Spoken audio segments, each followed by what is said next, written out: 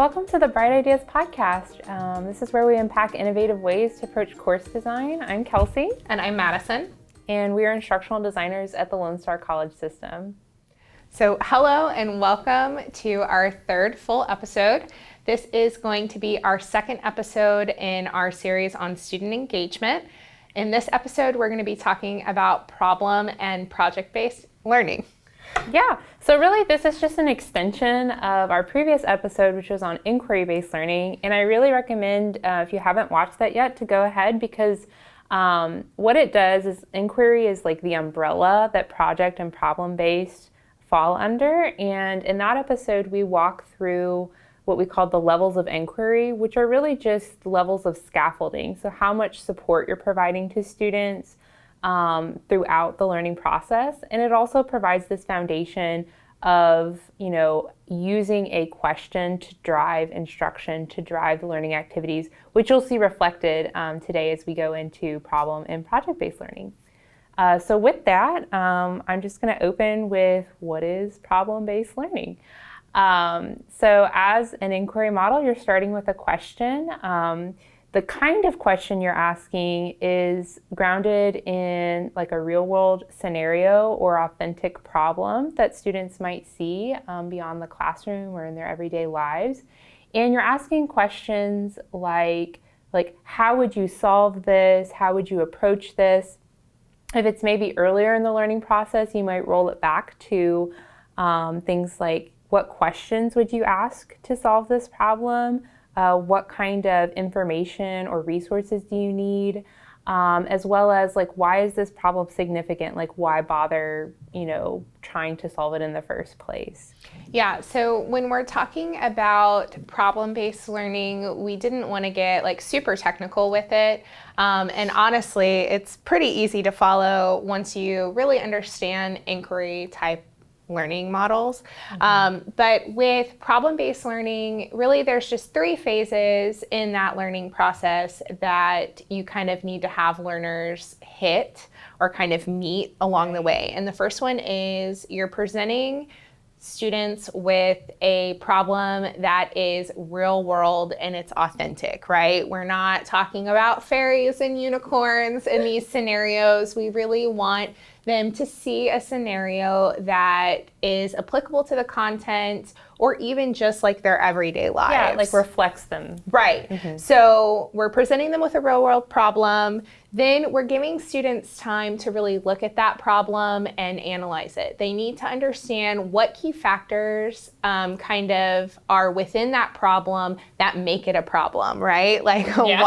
Why is this something that people care about? So you're giving them time to pick out those key factors. And then lastly, with problem-based learning, it's really important that you give them time to share their findings and their solutions to that problem that they found. Really, because really what problem-based learning is navigating through how to use in the content in a meaningful way, and also building those cognitive strategies of how to move from not knowing anything about a problem to finding information, to evaluating that information, critiquing it, and coming up with some sort of approach.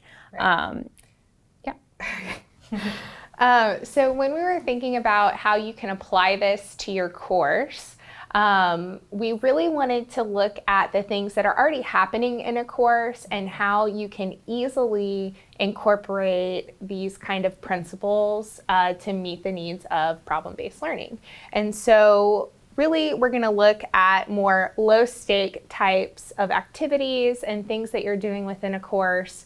And we're going to focus more on those. And then we'll touch a little bit on high stakes type of assessments and assignments. But really, we wanted our focus to be what can I do right now? Right.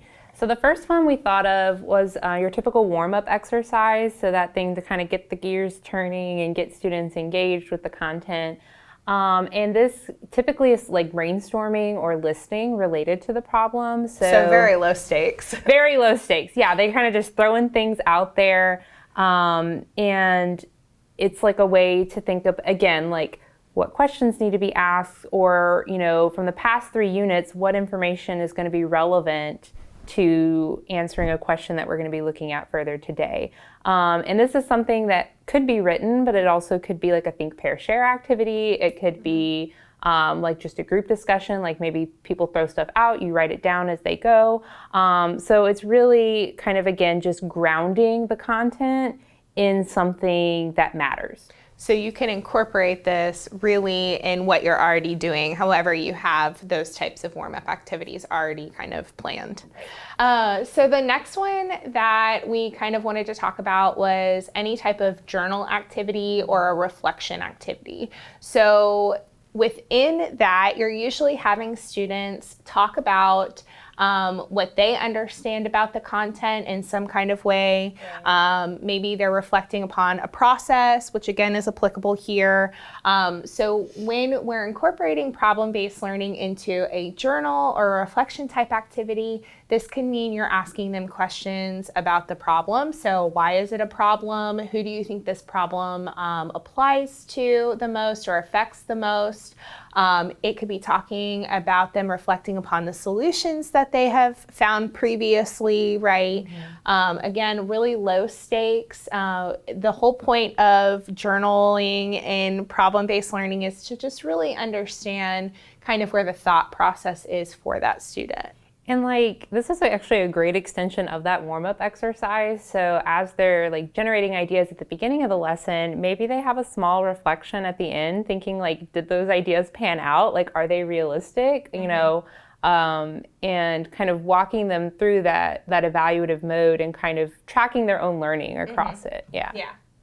So that's kind of journals. The next one we're going to talk about is discussions. Discussions. So this could, of course, be in an online space or in person. But essentially, this is a way to get at that pooling information, so having a way to kind of share ideas around the problem. So usually with a low stakes assessment, maybe you don't want to have students have to do so much heavy lifting where they're having to come up with the solution that completely themselves. Maybe instead they have to go out and find what solutions have already been created and share back. So maybe that's a journal article or a video or an experience that they've seen. And they're coming back with that information and then also analyzing it and seeing not just was it effective or not, but how did this approach compare to what this person shared? And we talk about how this can be really helpful in online discussions, especially. Well, and with online discussions, that usually is the go-to for student engagement, right? Most learning management systems, including D2L, right, have that capability already embedded in the opportunities that you have within the course. So if we're talking about that peer-to-peer interaction, because that's usually what discussions are used for. If we're thinking about kind of how we incorporate it with, pooling information, that, what do you call it? That reply could be maybe the students finding more sources that go with that initial post, right? So it doesn't have to be I agree with what you're saying, right? It could be more of, oh, yeah, and I found this and that connects. So again, deeper thought processes. And there's I just thought of another way that you can use it is maybe they go out and find, an example or solution, and then they have to supply a question that their peer replies to with another source. So it's just a way to kind of extend and build a repository of knowledge. And these are really great if you're going to have a research project later on, or they're going to have to develop a research question. So it's a great way to kind of crowdsource all of those ideas and all of that information. Yeah. So that's kind of our low stakes approach, right? We are going to touch a little bit on one type of high stakes type of assessment or assignment within problem-based learning, and that is case studies. Case studies. I really love case studies. They're a personal passion of mine. So these really lend themselves well to problem-based learning, because typically with a case study, you're developing a response, a solution, or a critique. And I like to distinguish between 2 different kinds of case studies. So you've got what I call a fully worked case study, and this is where I'm just going to use a business example. It's where you see a lot of them. Like you've got the business described, the key players, what their backgrounds are, what the project goal is, and then it goes into what the team has decided to do, what the outcome was, and the way students engage with that in problem solving can look differently depending on what you want to focus on. So it could be identifying what the problem is, like in that scenario, in that real world complicated mess. It can be evaluating those responses and saying, you know, what worked well, what didn't work well, how could this be done differently? It could also be just identifying concepts from like the definitions that they're in the textbook and seeing like where are those in this situation. So there's a lot of ways to kind of approach problem-based learning in a more evaluative, analytical way. The other kind of case study, which I really love, and I think is like the step up from that, is the half-worked case study.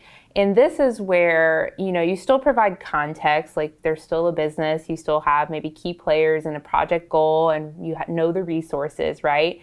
And maybe some decisions have already been made, but it kind of drops off halfway, and it's the student's task to decide how to move forward. So here's the mess. Here's the mess. Fix it. Yeah. And I love this because it's so easy, especially I think when you're throwing out ideas, like, yeah, in a perfect world, this would be great. But, you know, when you have tight deadlines, you know, scarcity of resources, people who are angry at each other, like how you problem solve is going to be a lot more complicated. You're going to have to make compromises. It's very authentic. Really authentic, right? Yes. And, you know, I'm talking a lot about business, but you can do this in a lab experiment. Like, what if you don't get the result that you expected, or something breaks or goes off course? Like, how do you respond to that? And it really, again, I think the benefit of these is it gets them engaged in that higher order thinking, and they're having to draw on all of the information they've covered so far. So they have to decide, is this relevant or is this not? You know, and if it is relevant, like how does it apply or where does it apply? Yeah. So that's kind of problem-based in a nutshell. We're going to go into project-based next. And what's awesome about project-based learning is it really is just an extension of problem-based. So when we're thinking of project-based, really the only two key differences are, number one, students are going to be creating something tangible at the end of the learning process. So they are going to have, quote unquote, like a project or, you know, like some kind of thing that they're making. Or coming up with it necessarily isn't like tangible, I can feel it, but they're going to be creating something at the end. And so because they have that extension of creating something, the second key factor is that it takes longer because it's more of a process. Because they are creating that thing at the finish line, right? There needs to be time that is incorporated into the actual like lesson time frame that allows for revision, trial and error, the build time. Yeah, build time, right? So those are really just the two things that are different. So when we're talking about like the phases of a project-based learning model or instructional model, they really aren't that different from problem-based. So we kind of have them laid out here for you to see, but we're really not going to touch on every single one because it's pretty self-explanatory. And I think like the only additional consideration with it is that revision component you talked about. I think feedback plays a much more important role in project-based because you don't want to get so far in the project and then it's like wrong. Or and you don't have time to revise it. And so whether that's the frequency and who is providing feedback can differ. You know, it could be another student, instructor, someone in the community. But that, I think, is critical to plan into for a project-based lesson. So we really just wanted to kind of take time to talk about a different approach to maybe some projects that you already have in your courses, or types of projects that you already have, or even just talk about how you can incorporate project-based learning in some more drier content areas like physics or math. So I know it's not dry for everyone, but I'm an English teacher. So Fair. So we're going to start by talking just through a couple of different things that maybe you are already doing in your course and how you can extend it. Yeah, so with your traditional type of like math or physics problem, one really easy way to convert, like instead of going through maybe like a list of 10, of the same kind of example, maybe they're ready to delve a little bit deeper. You want them to have a better grasp of the knowledge at work. You might do something like have them create a question. So for example, for a physics problem, you may give them a specific topic, or if you're getting close to the final, maybe they can pick what they would want to focus on, and have to like write a physics problem that's related to maybe their favorite action or superhero movie, like a scene in that. But with the constraint that they have to provide realistic values. They have to provide like a realistic weight for a person or an object, an acceleration, maybe they have superpowers, but something realistic for that scenario. So they can't just like throw anything out there and just work with the numbers. They have to do something that's relatively grounded in reality. They also have to sift through what information is needed to solve the problem. Like if they were to hand this over to another student, is all the information they needed there? Have they explained any nuances? I know with a lot of introductory, there's a lot of assumptions because you're not getting into the too complicated. Like, are they paying attention to that? So this is one of my favorite types of, and it's actually kind of a smaller version of project-based. So maybe it's like a homework assignment. They go and develop one of these, they work a solution, maybe they trade it with another student who works it, and so they get some practice, but they also have that like constructive process. Yeah, so like what they're making is the question. It's not like some big, huge thing. Right. Yeah. I think of obviously English instruction, but in any English course, for the most part, if it is, literature-based, you're having students read some type of core text or core piece. And so oftentimes within that, you're having students talk about the themes that they see throughout that novel or that short story. And usually you're having them explain like why that's the theme and where in the novel or the piece is that theme kind of established and supported. And so that's usually where it kind of stops. Or if it is, you get like a paper.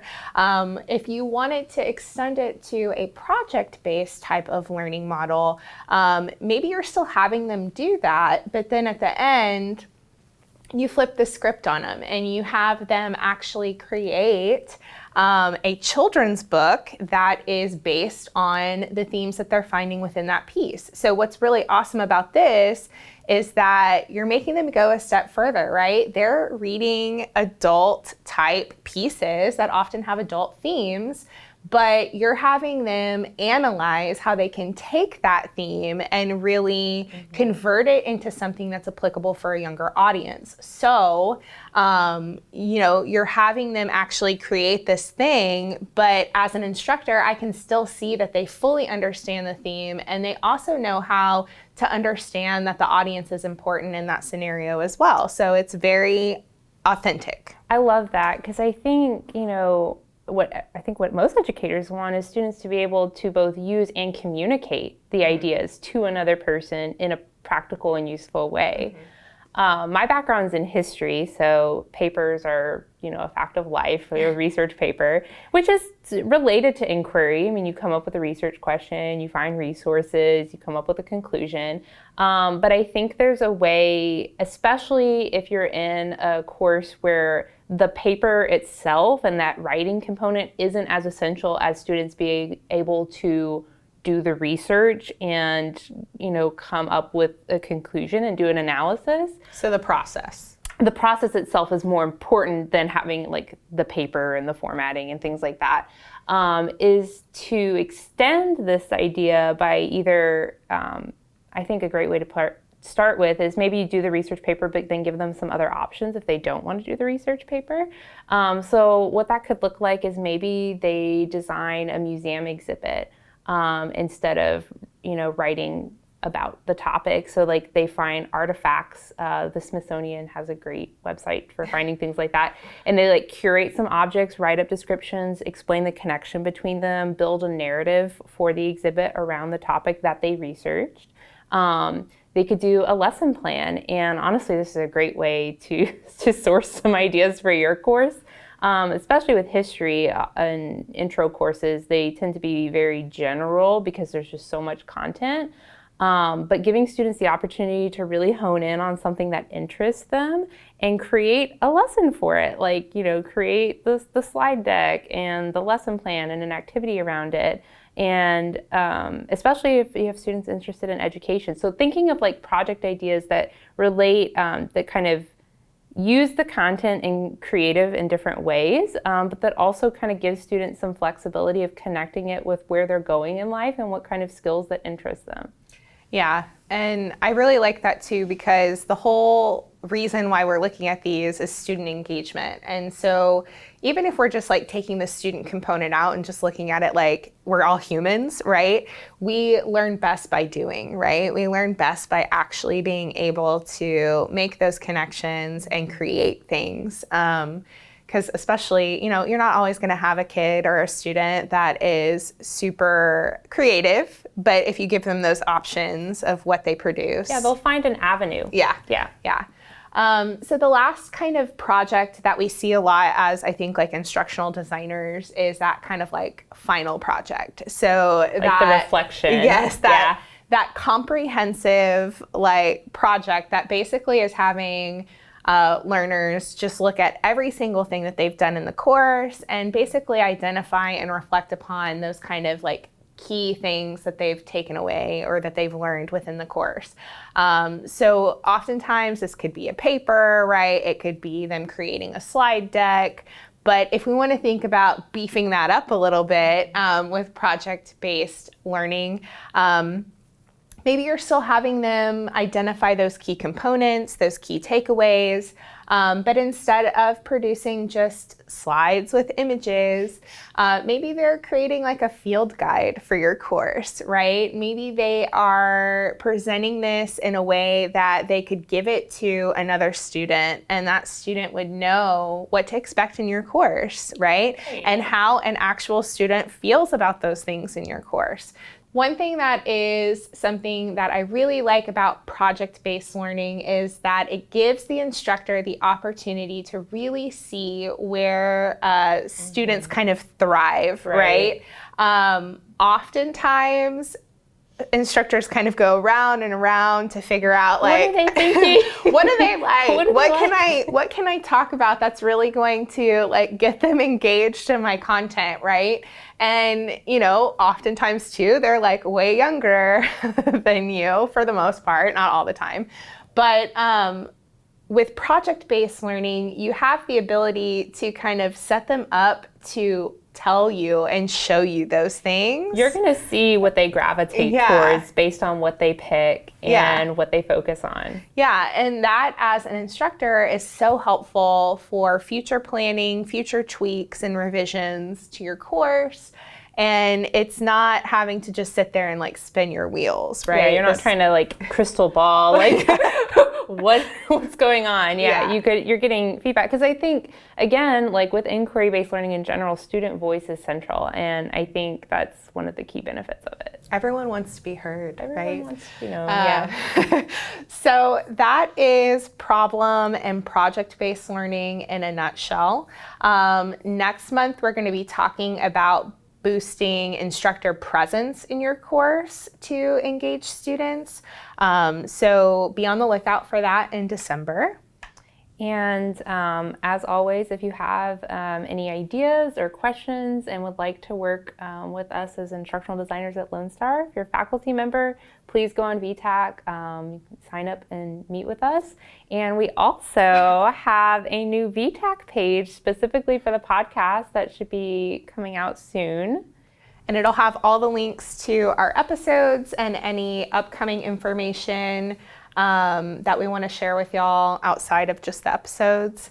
We are hopefully going to have some courses coming down the pipeline too later on. Yeah, they're like on demand and basically go into like providing those written definitions and kind of a textual presentation of the information, but we also include a lot of like resources like templates and models. Planning documents. How do I look at this actually, right? So really providing things that we can't provide on a video podcast. Yeah. So yeah, take a look at those. And make sure to share the podcast, like and subscribe. And that's it. And I guess that happy holidays. Yeah. Bye.